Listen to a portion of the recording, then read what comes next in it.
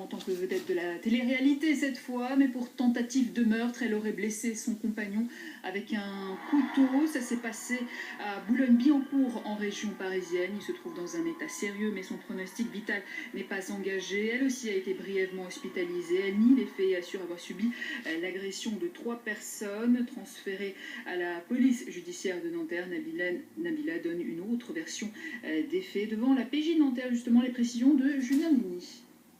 La garde à vue de Nabila Benatia, l'ex-vedette de télé-réalité, est toujours en cours ici dans les locaux de la police judiciaire à Nanterre. Vous le savez, Nabila est soupçonnée d'avoir asséné de multiples coups de couteau dans le thorax de son fiancé Thomas Vergara après, vraisemblablement, une violente dispute conjugale. Les faits se sont déroulés aux alentours de 2 h du matin dans un hôtel situé à Boulogne-Billancourt la nuit dernière. Les enquêteurs tentent maintenant d'éclaircir les circonstances de cette agression. Il y a à ce sujet 2 versions qui s'opposent. D'abord, celle de Nabila. Elle affirme toujours qu'elle est en rien impliquée dans cette agression. Elle affirme même que 3 individus auraient tenté de l'agresser à l'extérieur de l'hôtel et que c'est quand son fiancé Thomas Vergara aurait tenté de s'interposer qu'il a été victime de ces multiples coups de couteau. Le problème, c'est que on sait maintenant que la police judiciaire dispose de très sérieux éléments à charge contre Nabila Benatia, notamment ces images de vidéosurveillance de l'hôtel à Boulogne-Billancourt qui montreraient, d'après nos informations, que c'est bel et bien elle, Nabila, qui est l'auteur de ces multiples coups de couteau. Sa garde à vue peut durer, vous le savez, au maximum